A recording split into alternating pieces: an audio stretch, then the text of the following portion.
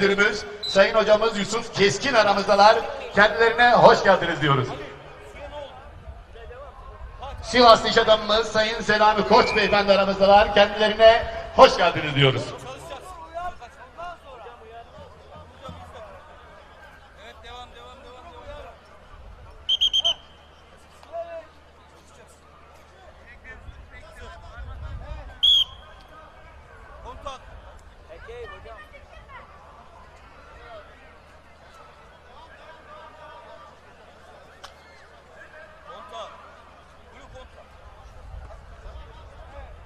Yine şu anda er meydanımıza Türkiye Geleneksel Güreşler Federasyonu Onur Kurulu Başkanımız Sayın Yaşar Hopur Hocam aramızdalar. Kendilerine hoş geldiniz diyoruz.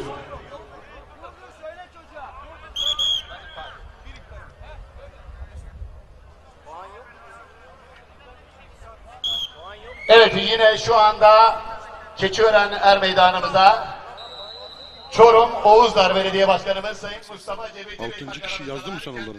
Yazmış mıydın? Hoş geldiniz diyoruz.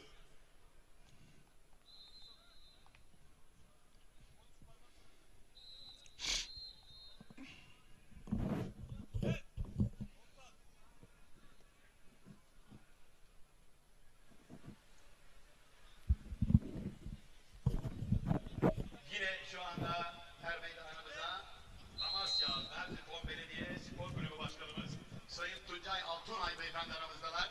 Kendilerine hoş geldiniz diyoruz.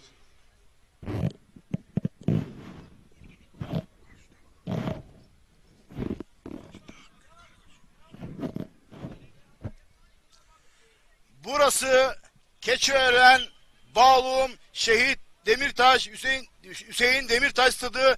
Değerli güreş severler, 1. Taha Akgül Karakucak güreşleri Keçiören'de bugün.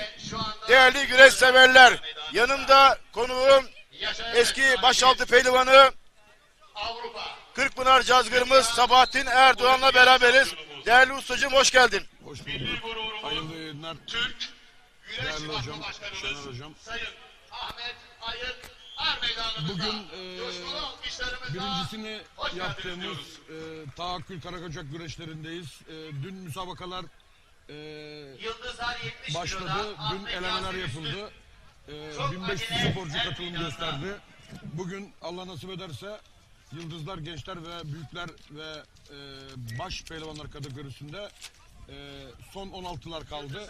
Allah nasip ederse 16 çeyrek final, yarı final, final şeklinde müsabakalarımız sona doğru gidecek Allah nasip ederse. Başkanımız Sayın Keçiören Belediye Başkanımız Sayın Doktor Mesut Özarslan himayelerinde, yine Ankara Büyükşehir Belediye Başkanımız Sayın Mansur Yavaş'ın destekleriyle Cumhuriyet tarihinin en büyük ödüllü Karakucak güreşleri yapılıyor. Allah nasip ederse bugün çok renkli müsabakalara sahne olacağını inanıyoruz. Çok güzel müsabakalar olacak. Siz değerli güreş severlerle Allah nasip ederse gün boyu beraberiz. Evet, bugünkü güreşlerin önemi çok çok önemli. Dünya Avrupa Olimpiyat Şampiyonumuz Taha Akgül adına bugünkü Karakucaklar Taha Akgül anısına yapılıyor ve Doktor Mesut Özarslan Keçiören Belediye Başkanı bugünü, bu anlamlı günü değerli şampiyonumuz anısına bu organizasyonu, Karakucak güreşlerini başlattı ve öncülük etti. Şimdi davullar. Taha Akgül onuruna bu organizasyon Karakucak güreşleri bugün ikinci gününde güreşlerin değerli güreş severler, birbirinden önemli isimler var, birbirinden önemli milli güreşçilerimiz var. Baş pehlivanlık güreşlerinde bugün birinci olan baş pehlivana son model bir araba, ikincisine 750.000 TL ödül, üçüncüsüne 500.000 TL, yine üçüncüsüne 500.000 TL gibi ödüller verilecek. Ama bu organizasyonun çok çok önemi şu: Taha Akgül, o bizim değerimiz, manevi değerimiz, o bizim gururumuz. Bizi yıllarca Türk güreşini öne çıkaran, Türk bayrağını dalgalandıran bir isim Taha Akgül ve bu yıl Paris Olimpiyatlarında 125 kilogramda olimpiyat üçüncüsü oldu ve aktif spor yaşantısını noktaladı sevgili Sabahattin Erdoğan.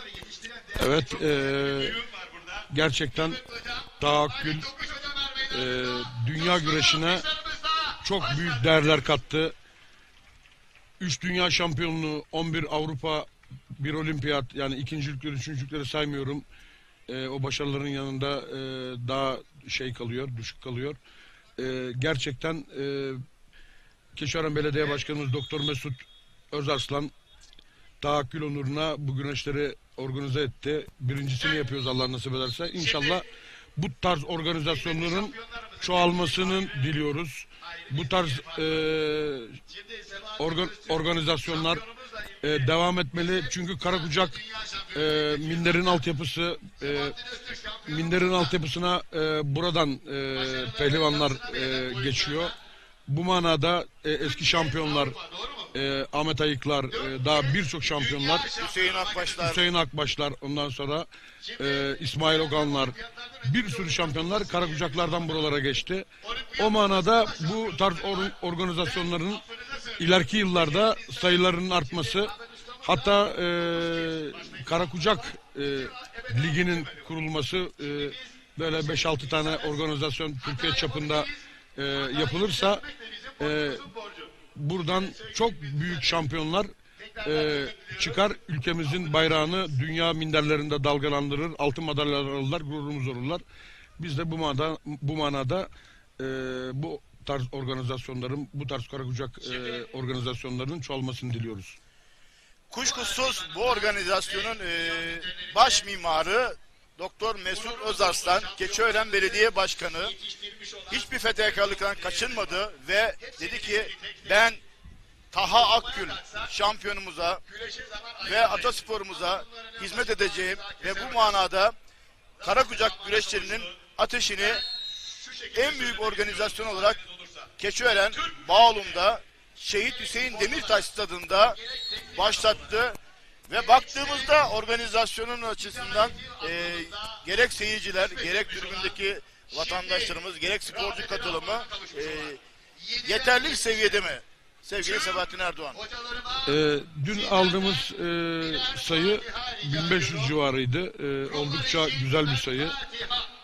Tabii bu tarz organizasyonlar çoğaldıkça yani bu sayılar 2000'e de çıkar, 2500'e çıkar, daha yukarılara da çıkabilir. Ben tabii ki bu başkanımız Doktor Mesut Özarslan'ın himayelerinde organize edilen Taha Akgül Karakucak güreşlerinin ödüllerinin de çok yüksek olduğunu gördüm. Tabii bu da pehlivanları bu Karakucak er meydanlarına çekmek açısından çok önemli. Onun için buradan ben Ataspor'una vermiş olduğu katkılardan dolayı Keçiören Belediye Başkanı Sayın Doktor Mesut Özarslan'a minnetlerimi sunuyorum. Evet değerli güreş severler, Karakucak minder güreşinin altyapısı. Neden Karakucak? Karakucak Pırpıt'la yapılan ve yıldız, genç, minikler, büyükler kategorili olmak üzere kategorilerden oluşmakta. Pırpıt'la giyiliyor ve süreleri 6 dakika, 8 dakika ve 10 dakika olmak üzere normal sürelerde alınan puanlar geçerli ve her türlü yenişte galibiyetler elde ediliyor. Her türlü beraberlikte güreşin uzaması ve altın puan geçiliyor. Değerli güreş severleri burada ayrıca belirtelim. Karakucak minder güreşinin dediğimiz gibi olmazsa olmazı. Karakucak'taki serilik, çabukluk ve topraktan alınan güç, çayırdan alınan güç ve minderi hiçbir ayırtmıyor. Ve Karakucak güreşinde yapılan teknikler, örnek tek kol, kafa kol deneyebiliyorsunuz. Ya da salto atabiliyorsunuz, çangal atabiliyorsunuz ve kündesinden, işte sarmasından ve minder oyunlarının birçoğunu Karakucak güreşlerinde deneyebiliyorsunuz. Uygulayabiliyorsunuz, evet. %100'üne yakını Karakucak güreşlerinde serbest güreşte uygulanan, Greco-Romen'de uygulanan oyunların hemen hemen tamamına yakını karakuşak güreşlerinde uygulanabiliyor. Hatta yağlı güreşteki bazı teknikler bile, hani paça kazıklar, iç kazıklar pırpıtla güreşildiği için o tarz oyunlar da uygulanabiliyor karakuşak güreşinde. Tabii ki burada dediğimiz yağlı güreşte denenen keçi dikmesi oyunu burada da denenebiliyor, uygulanıyor. Yine şak kündesi dediğimiz, Evet. alttan eli soktuğumuz zaman ön şakı aldığımız zaman yüklenip kafadan indirme. Şak kündesi dediğimiz yine. Diğer taraftan ters paça dediğimiz yine kasnaklarda kasnak yakalama, kara kucakta da pırpıtta ön taraftan kasnaktan yakalama, paçalara hamle yapma. Yani yağlı güreşe benzerliği var ama daha çok ağırlıklı minder güreşi. Neden? Süre kısa olduğu için ve daha çabuk hareket ediyor sporcular ve tabii ki dalma oyunları çok önemli. Kara kucak güreşinde tabii ki dalan adam, bastıran adam tabii ki daha ön planda oluyor. Ama dediğimiz gibi yağlı güreşte yapılan kasnak oyunları da kara kucak güreşinde hem ayakta hem yerde deneniyor. Ama dediğimiz gibi daha çok ayakta yapılan oyunlarda tek kol, kafa kol ve salto, çipe gibi oyunlarda kara kucak güreşinde yapılıyor, uygulanıyor. Karakuşak güreşi tüm güreşlerin karma bir modeli gibi. Bu anlamda pehlivanlar zaten bunların çoğunu Karakucak Er meydanlarında uyguluyorlar. Allah nasip ederse işte geleceğin şampiyonları, geleceğin Avrupa Dünya Olimpiyat şampiyonları inşallah geçmişte olduğu gibi gelecekte de inşallah yine bu er meydanlarından çıkacak. Ben devletin sporu olan Türkiye Cumhuriyeti'nin kurucusu Ulu Önder Atatürk'ün dediği gibi güreş devletin sporudur. Evet, güreş devletin sporudur. Devletimiz tabii ki devletimize minnettarız. Atasporuna her zaman sahip çıktı. Her zaman sahip çıkmaya da devam edecek. Devletimizin desteği olmasa zaten güreş bir yerlere gelmesi çok zor. İşte görüyorsunuz Keçiören Belediyesi, Ankara Büyükşehir Belediyesi bu tarz organizasyonlara destek veriyor. Bu tarz yüksek ödüllü ve pehlivanları cazip kılan organizasyonlar yapılıyor ve gördüğün gibi 1500 tane sporcu Karakucak'ta güreşmeye geldiler buraya. Ben tabii ki ileriki yıllarda Türkiye Cumhuriyeti'nde bu tarz organizasyonlar sayıları çoğaldıkça pehlivan sayılarının da çoğalacağına inanıyorum. Türk milletinin geninde zaten bu güreş var. 1000 yıllık kültürümüz. 1000 yıllık kültürümüzün içerisinde süzüle süzüle gelmiş. Nice şampiyonlar çıkarmışız. İşte Kurtdereli Mehmetler gibi, Kara Ahmetler gibi, Koca Yusuflar gibi bir sürü cihan şampiyonları çıkarmışız. 1000 yıllık bu Türk tarihinde. Ben inşallah geleceğin Koca Yusuflarının, geleceğin Kurtderelilerin, geleceğin Karahametlerinin, bu er meydanlarından, Taha Akgüllerinin, Rıza Kayaalp'lerinin bu er meydanlarından çıkacağına inanıyorum.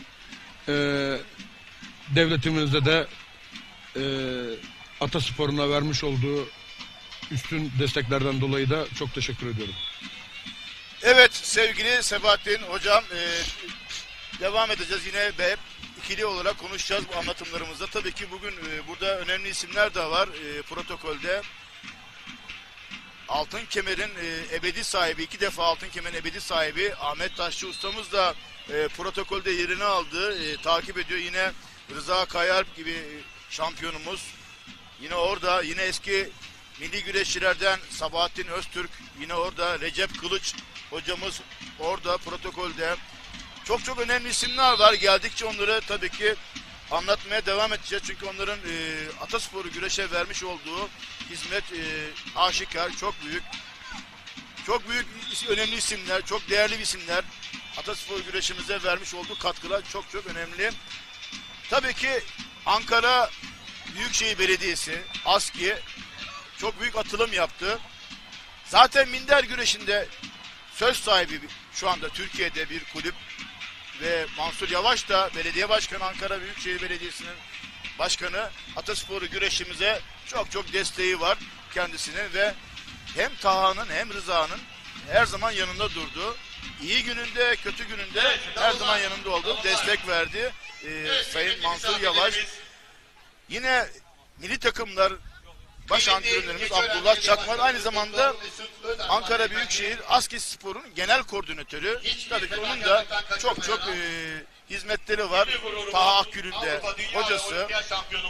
O da bir değer, o da bir marka diyebiliriz. Ama Ankara Büyükşehir yağlı güreşte de çok büyük atılım yaptı ve Şaban Yılmaz gibi Kırkpınar'da baş pehlivan olmuş bir ismi Ankara Büyükşehir ASKİ'de yağlı güreşin başına getirdi ve bugün Ankara Büyükşehir ASKİ Spor Kulübü yağlı güreşte büyük başarılar elde ediyor.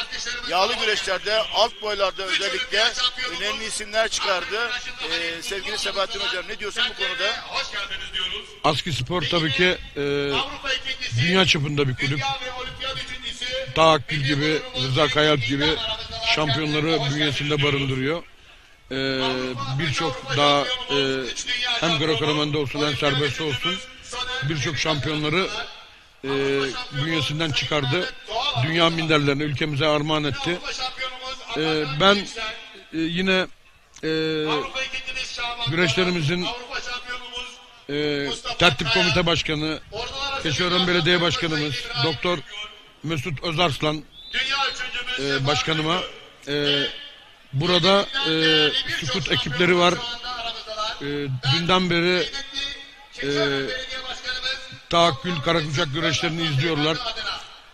Buradan scout ekiplerinin belirlediği yetenekli sporcuları, başarı göstermiş sporcuları bünyesinde barındıracağını, bünyesine alacağını, onlara maaş bağlayacağını, onlara her türlü imkanı sağlayacağını dün başkanımız burada röportajda ifade etti. Keçiören Bağlum Kulübü şu anda ASKİ Spor'un altyapısı niteliğinde.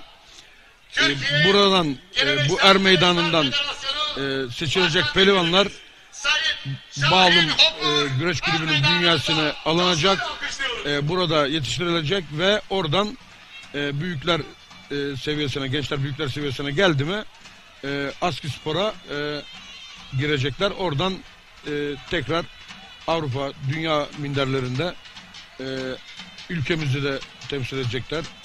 ASKİ Spor bu açıdan dünya çapında bir kulüp. Buradan da başkanımız gereken bütün destekleri verme sözü verdi. Başkanımıza da sağ olsun diyoruz. Teşekkür ediyoruz. Evet değerli güreş severler, bugün Keçiören Bağlum'da birincisi yapılan Taha Akgül Karakucak güreşleri, Taha Akgül onuruna yapılan güreşlerimizde canlı yayınlarımız var. Canlı yayınımızda hangi kanallarımız, hangi sosyal medya adreslerimiz var? Şu anda hepsini aktarıyoruz. Ekin Türk TV, World Türk TV, Nokta TV, TV 264, Kanal 58, Doğa Türk TV. Canlı yayında an ve an sizlere anlatımda bulunacağız. Bendeniz spikeriniz Şener Sar, yanımda yorumcum değerli ustam Sabahattin Öztürk'le Sabahattin Erdoğan hocamızla beraber sizlere aktaracağız. Değerli güreş severler, yine sosyal medya platformu güreşin hakkını verenler, sadece güreş, yağlı güreş pehlivanları, Pehlivan TV, Er Meydanı olmak üzere bugün sizlere canlı yayında güreşlerimizi anlatacağız, değerlendirmede bulunacağız. Değerli güreş severler, kuşkusuz bugün en iddialı tabii ki boyu diyebiliriz. Baş pehlivan boyu 16 kişi kaldı. Birazdan onlar da kura çekecekler. Biz onları size aktaracağız. Sebahattin hocam, size aktaracak. Evet değerli güreşseverler, baş pehlivanlar tamamı 59 baş pehlivan, 69 baş pehlivandı. Bir ön eleme turu yapıldı, 64'e düştü. Dün eleme turuyla beraber 3 tur müsabakalar yapıldı. Son 16'ya kaldı pehlivanlar. Son 16'da İstanbul'dan Alperen Tokgöz, Kahramanmaraş'tan Anıl Berkan Kılıç Sallayan, Balıkesir'den Oktay Güngör, Ankara'dan Eren Kalkan, Afyon'dan Şakir Bozkurt, Erzurum'dan Eren Dursun Turan, Çanakkale'den Feyzullah Aktürk, Samsun'dan Yalçın Sözen, Erzurum'dan İbrahim Çiftçi, Ankara'dan Mustafa Olgun, Antalya'dan Serhat Elvan, Bursa'dan Adil Mısırcı, Tokat'tan Rıza Yıldırım, Ankara'dan Fatih Yaşarlı, Samsun'dan Osman Tokgöz, Ankara'dan Efe Anıl Al. Son 16'ya kaldılar. Allah nasip ederse bugün son 16 güreşlerini er meydanlarında cazgılarımız salavatlayıp er meydanına salacaklar. Biz de bugünkü gerçekten çok renkli geçecek olan, çok renkli geçeceğine inandığımız baş pehlivanlık müsabakalarını siz değerli güreş severlerimize en güzel şekilde aktarmayı planlıyoruz. Bu şekilde değerli hocam.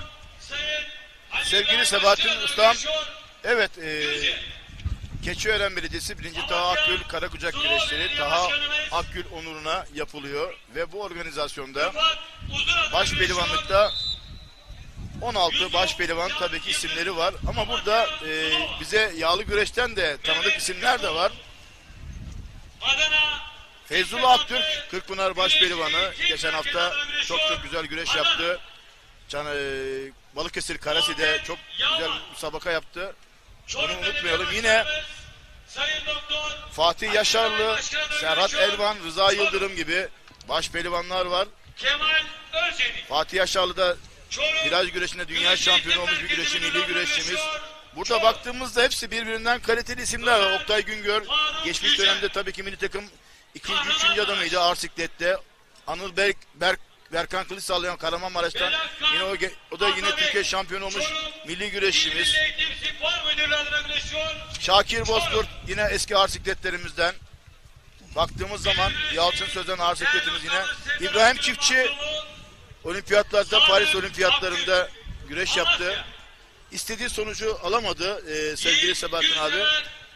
Tabii ki bugün burada mücadele edecek İbrahim Çiftçi. O da iddialı bir sporcumuz. Serhat Elvan baş altında yağlı güreşte iddialı bir isimdi. Bugün burada kol bağlayacak Serhat Elvan da. Adil Mısırcı, o da genç bir kardeşimiz. Ağır siklet. Ali Rıza Kaya'nın çırağı. O da iddialı. Rıza Yıldırım çok tecrübeli bir isim. Karakucak'ta defalarca şampiyonluğu olan, Türkiye şampiyonu olan ve zirvede olan bir isim Rıza Yıldırım ama bir o kadar da Fatih Yaşarlı var. Fatih Yaşarlı da Karakucak güreşini çok iyi yapabilen bir milli güreşçimiz. Efe Anıl Al var yine, o da TEDAŞ Spor Kulübü'nde. Efe Anıl Al da ağır sikletimizden gençlerde şampiyonlukları olmuş milli bir güreşçimiz. Baktığımızda 16'ya birbirinden kaliteli isimler var. Keçiören, Bağlum, Şehit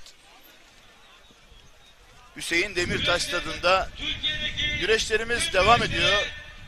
Yıldızlar kategorilerindeki mücadeleler devam ediyor değerli güreş severler. Yıldızlar kategorinde güreşlerimiz 6 dakikadan oluşmakta. 6 dakika içinde total puanlar, alınan puanlar yazılıyor ve o puanların sonucuna göre galipler belirleniyor ama tabii ki bu arada yeniş olduğu takdirde güreş hemen anında noktalanıyor. Karakucak güreşiyle ilgili bilgileri size aktarmaya devam edeceğiz. Evet sevgili Sebahattin Hocam, ne diyorsun şu anda? Evet, yıldızlar kategorileri başladı. Bu arada şampiyonumuz Taha Akgül ekranlarımızda, Ahmet Ayıkor'da, belediye başkanımız Sayın Doktor Mesut Özarslan orada. Şahin Opur Başkanımız orada. Çok önemli isimler var protokolde. Bugün tahakkül onuruna yapılan organizasyonumuzda. İlgi bir hayli yüksek. Keçiören'de, Bağlum'da. O bizim gurur abidemiz Tahakkül.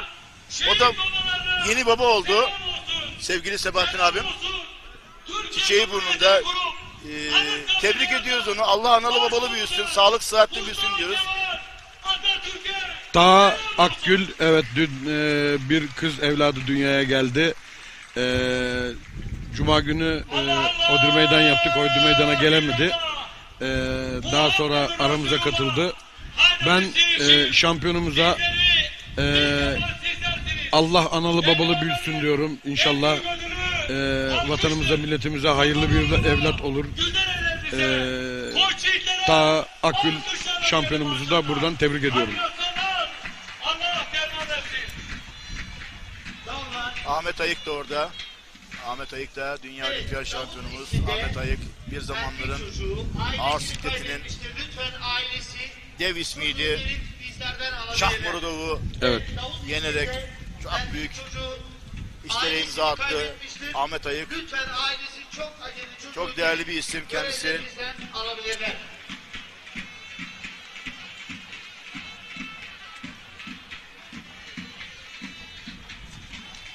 Özür diliyorum. Sürçülisan Skafola Medved'i yenerek kendisi çok büyük şampiyon ustamız, hocamız. Aynı zamanda Türk Güreş Vakfı'nın başkanı, filanın bir dönem as başkanlığını yaptı Sayın Ahmet Ayık. Bir dönemde Türkiye Güreş Federasyonu başkanlığı da yaptı kendisi. Türk güreşinin önemli isimleri, değerli isimleri, abideleri, yaşayan efsaneleri. Ve olimpiyat şampiyonları barındıran Ankara. Dün de zaten bir sürü protokolümüz geldi. Çok değerli şampiyonlarımız Er Meydanı'na geldiler. Burada güreşleri seyrettiler, aramıza katıldılar. Bugün de zaten hepsi gelmeye devam edecekler inşallah. Onları konuk olarak da Allah nasip ederse ilerleyen zamanlarda röportajlarımızda sizlerle buluşturacağız değerli güreş severler. Necmi Gençalp, o da bir dönemin 82 kiloda Seul Olimpiyatlarında. Seul Olimpiyatlarında Amerikalı Mark Schultz'la güreşti. Mark Schultz aynı Reşit hocamızın, Reşit Karabacak'ın kolunu sakatladığı gibi Necmi hocamızın da kolunu sakatladığı yarı final müsabakasında sayı tuşu yaptı Mark Schultz'u. Mark Schultz da büyük bir şampiyon. Gururuna, onuruna yediremedi Mark Schultz. O sakatlayıcı oyununu Necmi hocamıza da yaptı. Necmi hocamız %100 altın madalyayı alacakken sakat Koreli ile final müsabakasına çıktı. Sakat olduğu için de o Seul Olimpiyatlarında ikincilikle yetindi. Ama tabi bizim gönlümüzde altın madalya almış gibi onu biz görüyoruz. Gerçekten sakat olmasaydı çok rahatlıkla Kore rakibini yenip Seul'den altın madalya getirebilirdi Necmi hocamız. İnşallah başkanım, ondan hiç şüphe de yok, şek de yok. Yine Allah nasip ederse 31 Ağustos 2024 Cumartesi günü kıymetli büyüğümüz. Tabi bu arada müsabakalar devam ediyor. Yıldızlar kategorinde değerli yönetmenim. Müsabakaları ekrana alabiliriz. Ekranda. Doğan Şar'da Türkiye Geleneksel Güreşler Federasyonu 2024 yılı Büyükler Karakucak Türkiye Şampiyonası yapılacaktır. Tüm misafirlerimiz 24 Ağustos 2024 Cumartesi günü de Sivas Doğan Şar'a davetli. Evet, şimdi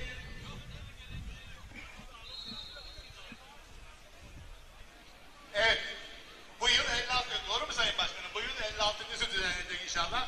Şimdi Bu arada tabii ki Cazgır Togun Mehmet de ifade ettiği gibi 24 Ağustos 2024 Sivas Doğanşar'da 56.sı yapılacak. Türkiye şampiyonası yapılacak.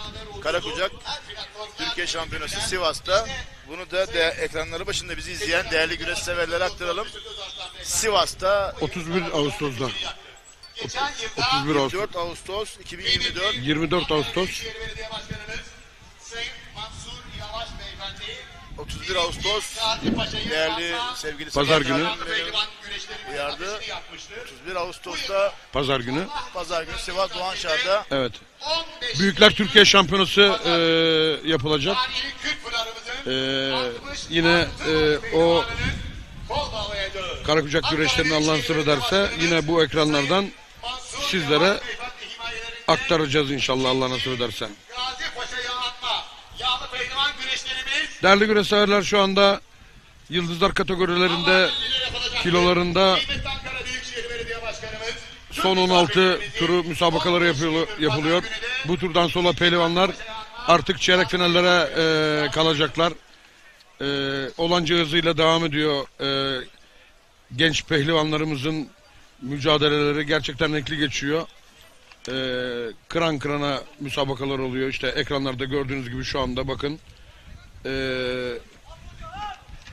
Yeşil pırpıtlı pehlivan rakibine gördüğünüz gibi kile vurdu. Kileyle çevirmeye çalıştı ama hakemler ayağa kaldırdılar ikisini de. sevgili Sebahattin abi yapmış olduğu hareket oyun Alman klesi Alman kilesi. yerde uygulanabiliyor. Tabii ki bu.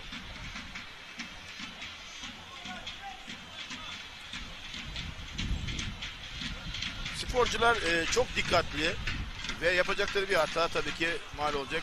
Evet, bir budama Bakın, geldi evet. ve çok Bakın güzel nasıl enteresan bir yeniş oldu. Bakın az evvel rakibini yenme pozisyonuna getirmişti Alman klasiyle ama işte gördüğünüz gibi çok enteresan bir göğüs çarpazıyla rakibini sırt aşağı evet, yine yendi siyah pırpıtlı çok pehlivan. güzel budama yaptı. Çok güzel, evet, çok güzel budayarak rakibini sırtını yere getirerek adını bir üst tura yazdırdı.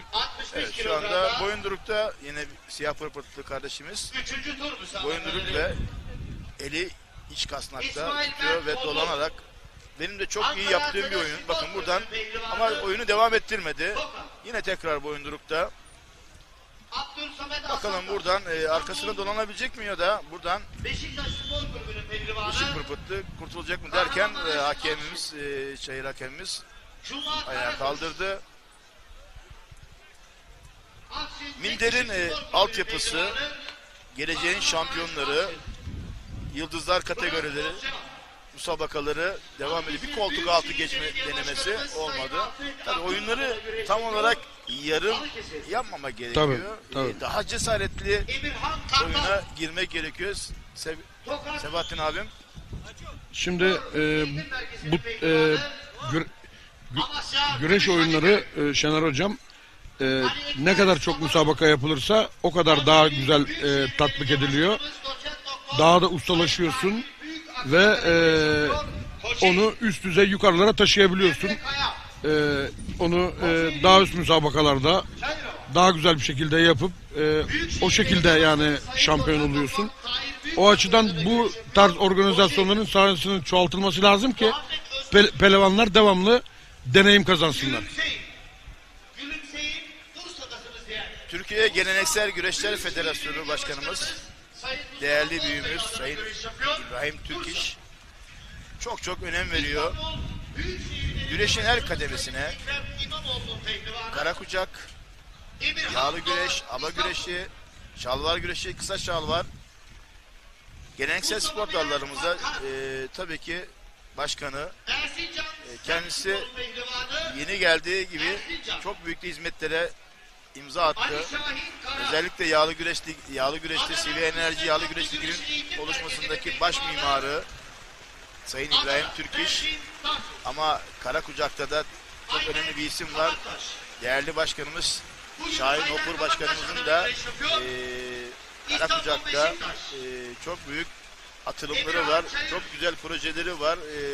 Kendisiyle görüştüğümüzde Şahin Upur Başkanımızın bu organizasyonların çokluğunu bize belirtti. Olacağını, Türkiye şampiyonaların ve yine diğer farklı illerdeki Karakucak organizasyonlarının, güreşlerinin olacağının bize müjdesini verdi Şahin Upur Başkanımız. Biz de kendisine Karakucak güreşi adına teşekkürlerimizi bir borç biliyoruz. Çünkü Minder'in altyapısı Karakucak. Karakucak'tan bu çayırlardan kimler çıkmadı? Mustafa Dağıstanlılar, Hüseyin Akbaşlar, Mahmut Demirler, Yaşar Doğular, nice değerli en büyük şampiyonlarımız, vefat eden şampiyonlarımız, ustalarımız, büyüklerimiz, yaşayan efsanelerimiz Sabahattin Öztürk, Sivas'ın gururu, Mahmut Demir ustamız yine Tokat'tan, Turan Ceylan gibi değerli önemli isimler bu çayırlardan, Karakucak güreşinden çıktılar, Minder'e çıktılar ve bu çayırlarda Karakucak yaparak yetiştiler. Sabahattin abim, ne diyorsun bu konuda? Tabii bu er meydanlarında nice şampiyonlar, Gazanfer Bilgeler, Yaşar Doğular, Bayram Şirtler, birçok nice şampiyonlar bu er meydanlarından çıktılar. O açıdan işte bu Karakucak güreşlerinin önemini ifade etmeye çalışıyoruz ekranlardan. Bu şekilde pehlivanlar özendirilip, gençlerimiz, çocuklarımız bu atasporuna özendirilip bu şekilde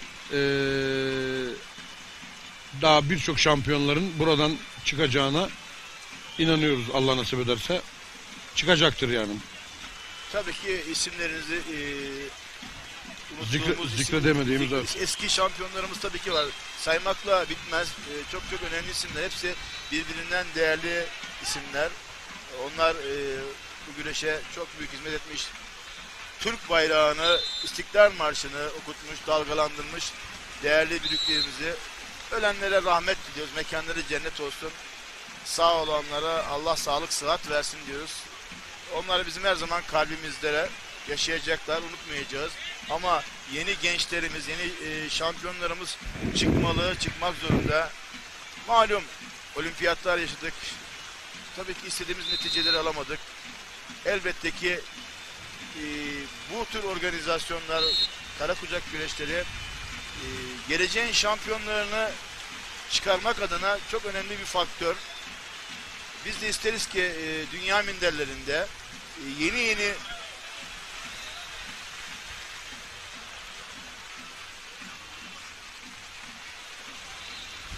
evet, bu arada tabii ki değerli güreş severler, şu anda rahmet yağıyor. Karakucak er meydanımızın şu anda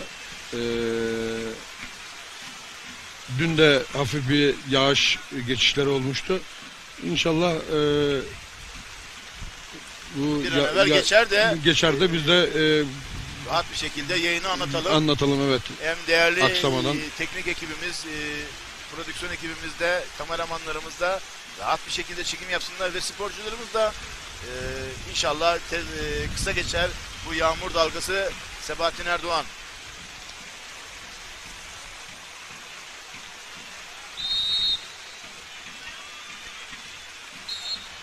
Kısa bir geçiş dalgası olur. İnşallah bu yağmur ve güreşlerimiz olanca hızıyla devam eder. Biz de ekranlardan siz değerli güreş severlere aktarırız, Allah nasip ederse. Evet, nerede kalmıştık? Diyoruz ki evet, artık yeni rızalar çıksın, yeni tahalar çıksın, yeni şampiyonlarımız çıksın, ağır sikletlerimiz çıksın, gençlerimiz çıksın. Tabii suskun tabii ki güreşçilerimiz var. Yeni Soner Demirtaşlar çıksın. Yeni İbrahim Bölükbaşılar çıksın. baktığımızda genç jenerasyondan tabii ki istiyoruz ki devam etsinler. Yani o tempolarını, hırslarını bozmasınlar. O azim hırsla daha çok çalışsınlar, daha çok antrenman yapsınlar. Hedeflerinden şaşmasınlar. Hayallerinden vazgeçmesinler diyorum. İşte dün Tahakkül'ün öğrencilik yıllarındaki başından geçenleri sizlere anlattık. Ben her zaman da bunu gençlerimize anlatıyorum. Tahakkül güreşe başlıyor. Sivas Eğitim Merkezi'nde abisiyle evde babası tarafından güreştirilerek o şekilde evde abisiyle güreşerek başlıyor. Sonra babası Sivas Güreş Eğitim Merkezi'nde hoca, sonra Güreş Eğitim Merkezi'nde devam ediyor. Ama tabi lise bitene kadar bir başarı elde edemiyor Tahakkül. Tabi o zaman ince, biraz uzun, biraz da kilo düşürülüyor, düşürtüyorlar kendisine. Biraz alt kilolara güreşsin diye. Tabi bir başarı elde edemeyince üniversite imtihanlarına giriyor. Üniversite imtihanlarında İzmir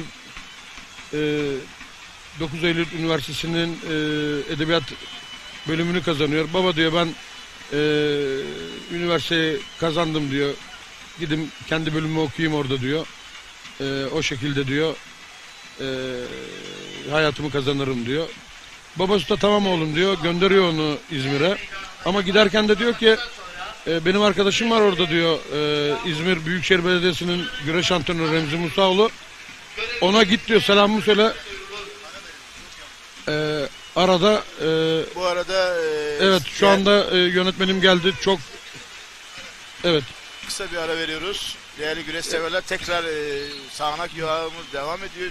Şu sağdaki güreşler bittikten sonra bir ara vereceğiz inşallah. Ben de Taha'nın şeyini bitireyim, hikayesini. Babası gönderiyor onu İzmir Büyükşehir'e gittiğinde diyor, arkadaşım var orada Remzi Musaoğlu diyor. Arada antrenmanlara git, katıl diyor. Tabii o ara tabii kendini derse verince Taha unutuyor tabii antrenmana gitmeyi. Dayısı geliyor diyor, İzmir Büyükşehir Belediyesi diyor, pehlivanlara diyor burs veriyor diyor. Ben isterim senin diyor orada antrenmanlara katılıp diyor burs almanı diyor.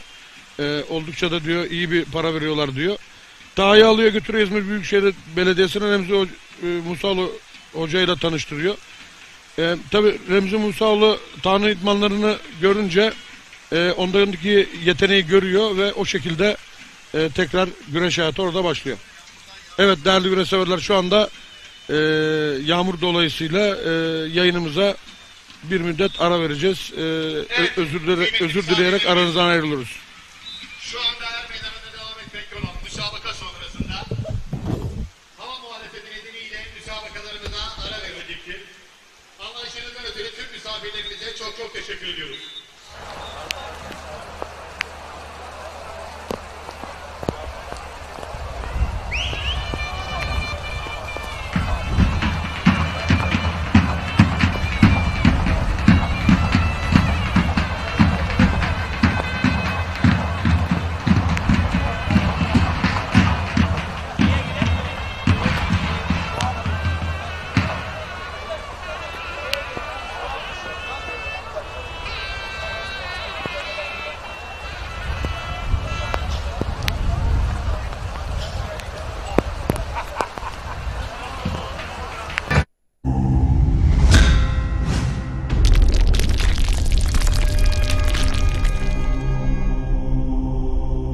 Bizi izlemeye devam edin.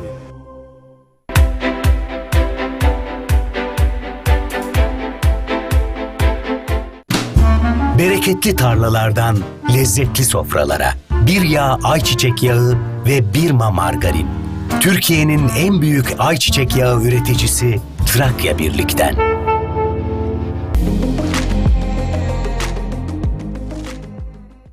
Efendim herkese merhabalar. Şu anda bizler Tekirdağ Malkara Çimendere mahallesindeyiz. Yepyeni bir proje, imarlı proje isteyenler için sizlere bu projeyi çıkarttık. Evet, şu anda üzerinde bulunduğum ana asfalt, evet, Malkara'dan gelen ana asfalt ve buraya Malkara OSB bölgesi, organize sanayi bölgesi 10 dakika uzaklıkta. Malkara merkezde 20 dakika uzaklıkta. Burası Malkara merkeze bağlı bir mahalle. Eskiden köymüş, şimdi Çimendere mahallesi.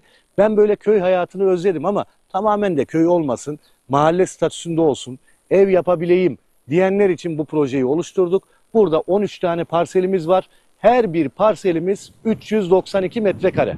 Her birisi 392 metrekare ve %25 imarlı. Tekrar ediyorum, burası Tekirdağ Malkara Çimendere mahallesi. Drone görüntülerinde gördünüz. Hemen yanı başı ana asfalt yol. Sonrasında arazimizi şimdi göstereceğiz, tam içeriğini. Geldiğiniz zaman zaten bizleri algılayacaksınız. Ve etrafında evler var. Gerçekten güzel bir köy havası, güzel bir hava var. Güzel bir oksijeni, güzel hava. Ağaçlar, etrafında evler. Yani bu demek oluyor ki, bakın hemen arazimizin bir diğer ucunda 10 metre ilerisinde bir ev var orada. 2 katlı ev var. Sizler de bir köy hayatı yaşamak istiyorsanız, hafta sonları geleyim ben kafamı dinleyeyim diyorsanız imarlı bölgedir. Bunu söylüyorum. Ana asfalta cephe, Malkara Çimendere mahallesinde 392 metrekare parsellerimiz 13 kişi için satışa hazır. Ekin gayrimenkul olarak etrafında evler var, camisi var. Organize sanayi bölgesine, evet dediğim gibi 10 dakika mesafede. Şöyle biraz ilerleyelim. Bakın ileride üst geçidi göreceksiniz. Hemen çok ileride karşıda, zaten drone görüntülerinde mutlaka görmüşsünüzdür. Buradan ana yolu görebiliyorsunuz, otoban bölgesini. OSB'ye yakın, Malkara'ya yakın ve imarlı bir bölge. Her bir parsel 392 metrekare. Evet, bu parsellerin fiyatı ne kadar diyeceksiniz? Güzel bir kampanya, özel bir kampanya.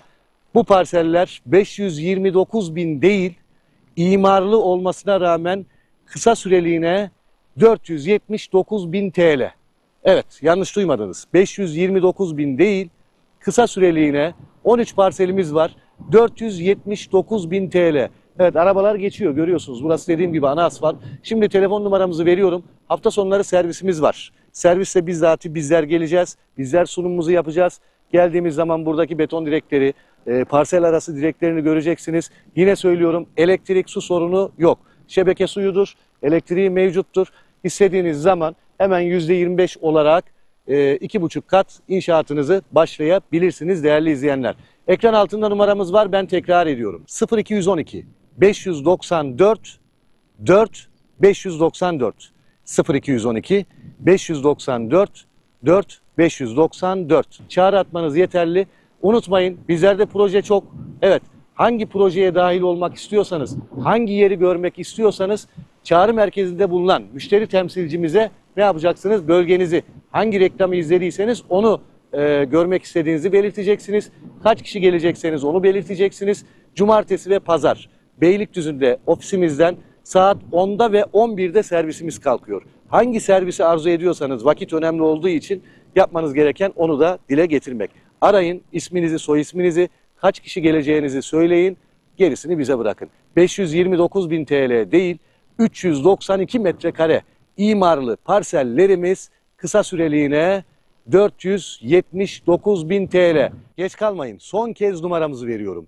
0212 594 4 594 0212 594 4 594. Hadi bakalım, hayırlı olsun şimdiden, mutlu günler diliyorum. Efendim, herkese merhabalar. Şu anda bizler Tekirdağ Malkara Çimendere mahallesindeyiz. Yepyeni bir proje, imarlı proje isteyenler için sizlere bu projeyi çıkarttık. Evet, şu anda üzerinde bulunduğum ana asfalt, evet, Malkara'dan gelen ana asfalt ve buraya Malkara OSB bölgesi, organize sanayi bölgesi 10 dakika uzaklıkta. Malkara merkezde 20 dakika uzaklıkta. Burası Malkara merkeze bağlı bir mahalle. Eskiden köymüş, şimdi Çimendere mahallesi. Ben böyle köy hayatını özledim ama tamamen de köy olmasın, mahalle statüsünde olsun, ev yapabileyim diyenler için bu projeyi oluşturduk. Burada 13 tane parselimiz var. Her bir parselimiz 392 metrekare. Her birisi 392 metrekare ve %25 imarlı. Tekrar ediyorum, burası Tekirdağ Malkara Çimendere mahallesi. Drone görüntülerinde gördünüz. Hemen yanı başı ana asfalt yol. Sonrasında arazimizi şimdi göstereceğiz, tam içeriğini.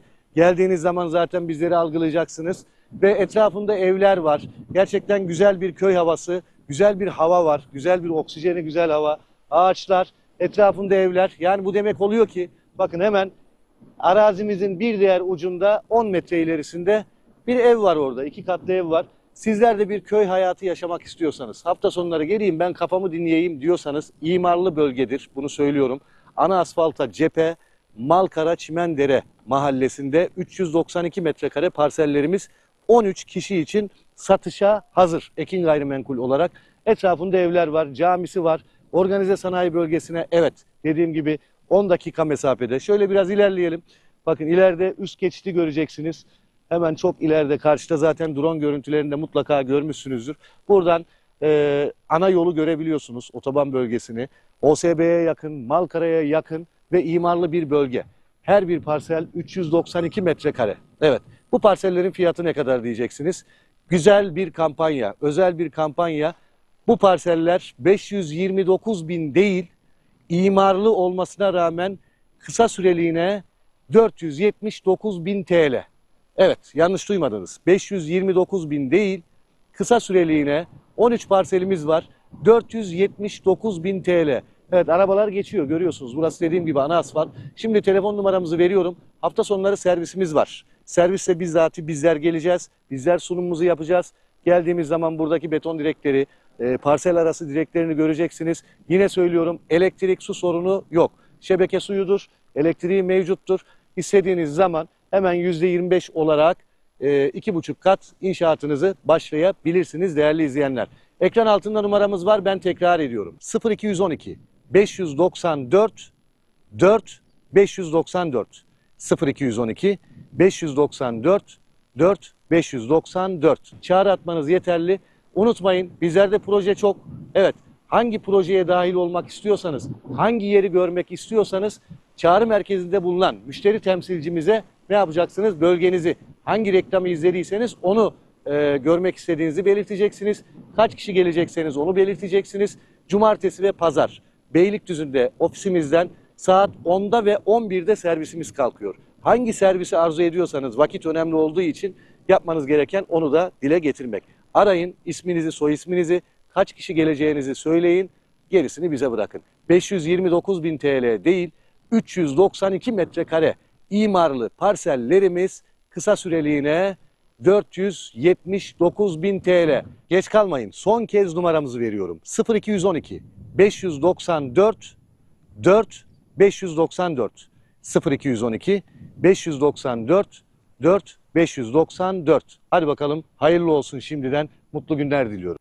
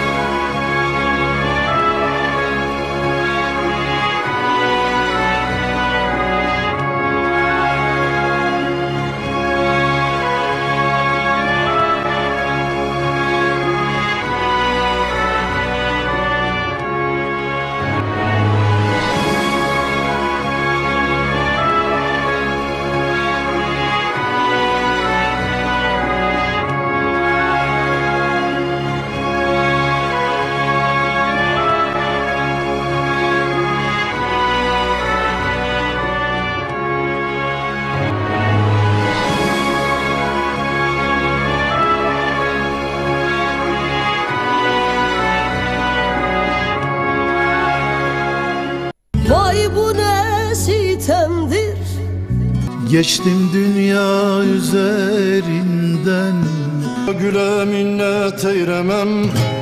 Daha senden gayrı aşık mı yoktur? Ötme bülbül ötme, şen değil bu